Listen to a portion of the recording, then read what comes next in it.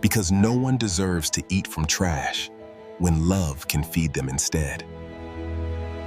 Her hands were trembling, clutching something wet. Something she shouldn't have been touching. It wasn't gold. It wasn't jewelry. It was half-eaten bread from the trash. And when Marcus saw who it was, his heart shattered. His mother, gray-haired and shaking. And beside her, his little girl barefoot, hungry, crying softly. "Mom?" he whispered. But she couldn't even look at him. That was the night Marcus Thompson, a billionaire loved by millions, realized his own home had become a prison for the two people who loved him most. And that's where his story truly began. Before we dive deeper, please, if you're listening to this right now, I want to prove my mom wrong. She said I can't even reach 1,000 subscribers. Help me show her that stories like this matter. Subscribe to King's Folklore, and let's keep breathing life into tales that refuse to die. Now let's continue. Marcus Thompson had everything a man could dream of. The cars, the mansion, the suits, the smile that lit up magazine covers. They called him the face of modern success, but no one ever asked him what that success had cost. It was late, close to midnight, when his plane landed. He wasn't supposed to be home until the weekend, but something inside told him to come early. Maybe it was the silence on the phone lately.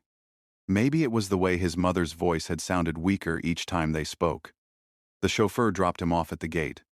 The mansion lights were still on: music, laughter, people. Victoria was throwing another charity gala. Marcus smiled faintly. "She never stops giving," he whispered. But that smile faded fast when he realized something strange. The front door was locked. His security badge didn't work. He tried again. Nothing. So he went around back, and that's when he saw it. Two shadows near the garbage bins. Small, fragile. One bending down, one trying to pull her up. He stepped closer, and the moment his flashlight hit their faces, his heart stopped cold. His mother. His daughter. Eating from the trash. "Mom?" She froze. Bread crumbs in her trembling hands. Tears fell from her eyes before words could. "Marcus, please don't look." He dropped his briefcase, ran to them. "What are you doing out here? Where's Victoria?" His mother's voice cracked. She doesn't let us eat in the kitchen anymore.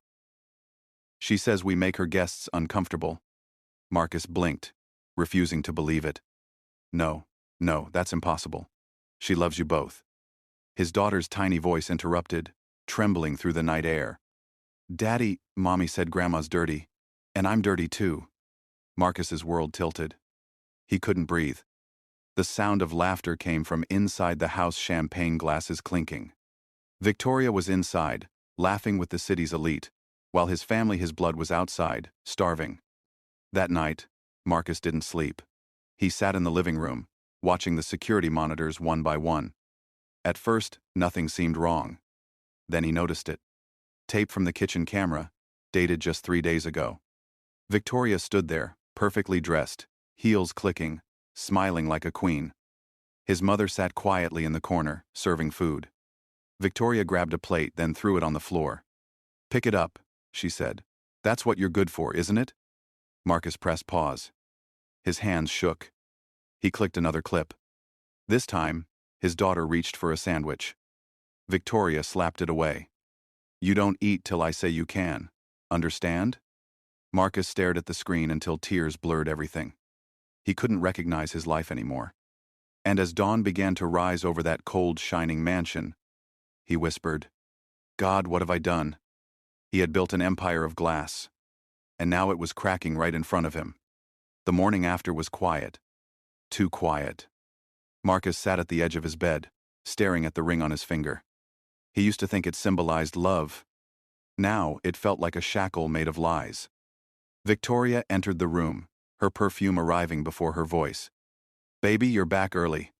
I was going to call you tonight." He didn't even look at her. "Where's my mother?" She blinked, confused. "Excuse me?" He stood up slowly, his voice low. "Don't play with me, Victoria. Where is my mother and my daughter?" She smiled, the kind of smile people wear when they're hiding something dangerous. "They're fine. I told them to stay out of sight. You know how judgmental our guests can be, he interrupted sharply. Guests or witnesses? Her smile faltered. Marcus walked to the corner of the room and pulled out a remote.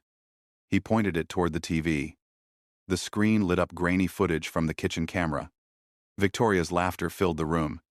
Then the sound of a plate shattering. And her voice, cold and cruel. Pick it up. That's what you're good for. Victoria froze. Her face drained of color. Marcus turned to her. His eyes were wet but his voice steady. How could you? She stammered. I didn't mean it like that, Marcus. You know how your mother talks back? Talks back? He stepped closer. She raised me with nothing, Victoria. Nothing. She worked 3 jobs so I could go to college. That woman you humiliated, she's the reason I'm standing here today. Victoria crossed her arms, trying to regain control. Oh, please, don't act like some saint. You left me alone here while you flew around the world. I had to handle your charity cases. Those charity cases are my family. Silence. He hit play again. This time, the footage showed little Sarah crying at the kitchen door. Mommy, can I have food? Victoria shoved a plate into the trash. Eat from there since you like acting like them. Marcus's fists clenched. He pressed pause again, and for a long moment, he couldn't move. His heart felt too heavy for his chest. Victoria started crying crocodile tears that came too late. Marcus, you have to understand, I was under pressure. The media, the guests, the image. He laughed softly, shaking his head. The image. That's all this was to you, huh? A show. A brand. Even our love was PR. He reached into his pocket and took off his wedding ring. It landed on the floor with a dull metallic sound that echoed louder than any scream. I built a house, he said quietly, but you turned it into hell. Victoria fell to her knees, grabbing his leg. Please, don't leave me. We can fix this. He stepped back. You can't fix something you never cared about. He walked to the door, stopped for one last glance. By the way, those cameras you forgot to disable? The whole board of my company has seen them. By tomorrow, the world will too. Her sobs filled the room. But Marcus didn't turn around. He found his mother and daughter asleep in the guest room, holding each other like survivors after a storm. He sat beside them quietly, brushing his daughter's curls out of her face. For the first time in years, he whispered a prayer. Lord, give me the strength to protect what really matters. And when morning light touched the curtains, he made his decision. He wasn't going to fight for the mansion, or the image, or the luxury. He was going to fight for peace. The next morning, Marcus didn't tell anyone he was leaving. No press conference, no lawyers. Just 3 bags, 1 car, and the 2 people who never stopped loving him. His driver asked where they were going. Home, Marcus said quietly. But not this kind. They drove for hours, leaving behind the city skyline that once defined him. As the miles passed, the suits, the meetings, the fame all felt like someone else's life. His mother dozed off in the back seat, holding Sarah's little hand. He glanced at the rearview mirror, eyes softening. For the first time in years, he saw peace not in glass towers or luxury halls, but in the quiet faces of the women who still believed in him. When they reached Riverside, the air smelled different, old, dusty, real. The same cracked sidewalks he once ran across barefoot as a boy. The same corner store that used to let him buy bread on credit. And there it was, the old family house. Run down, broken windows, rusted gate, but still standing. Marcus stepped out of the car and smiled faintly. Guess we've come full circle, he said. His mother's eyes filled with tears. We never left, son. You just forgot where home was. They spent the next few weeks rebuilding that house brick by brick, laugh by laugh. Marcus fixed the porch himself. Sarah painted the fence pink and white. And his mother cooked in a tiny kitchen that smelled of warmth and forgiveness. Neighbors watched from a distance, whispering. Was that Marcus Thompson, the billionaire? The same man they saw on TV giving speeches about success? Yes, only this time, there were no cameras, no suits, no spotlight. Just a man rediscovering what love feels like when no one's watching. One evening, as the sun dipped behind the trees, Sarah ran up to him with a small box. Daddy, I made something. Inside was a folded paper heart with 3 stick figures drawn on it. Mommy, Grandma, and me. Marcus smiled softly. You forgot Daddy. She giggled. No, Daddy's the one holding everyone together. He hugged her tight, tears in his eyes.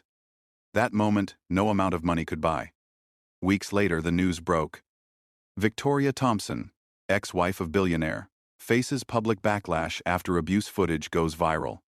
But Marcus didn't comment. He didn't need revenge. He had peace, and that was louder than any scandal. Instead, he quietly launched the Sarah Foundation, named after his daughter.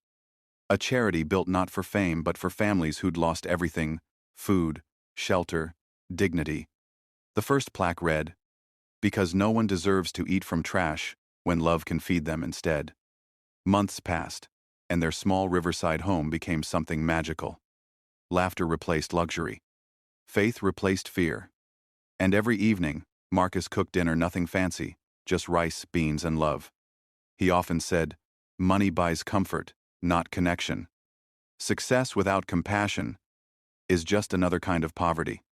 And on his mother's birthday, surrounded by family and neighbors, Marcus stood up, holding a toast of lemonade instead of champagne. "To the women who taught me the real definition of wealth," he said. His mother smiled. Sarah giggled. And the crowd cheered. The camera of life zoomed out not on a mansion, but a small wooden table filled with love, laughter, and second chances. Because sometimes you have to lose everything fake to find what's real again. In the end, Marcus learned something most people never do: that riches mean nothing if love is poor. He realized that true wealth isn't found in the size of your mansion, but in the warmth of the people who still pray for you when you're gone. He built empires out of glass, but it was the little house in Riverside that taught him what heaven feels like. A full plate, a family that laughs, and peace that money can't buy. So if you're chasing success, don't lose your soul along the way. Because when the lights fade and the applause stops, the only thing that still matters is who's waiting at your table. If this story touched you, hit that subscribe button for more emotional tales from King's Folklore. And even if it didn't, come on, subscribe anyway, we'll win you over next time. Drop a comment, like the video, and let's keep the stories alive. Thanks for watching.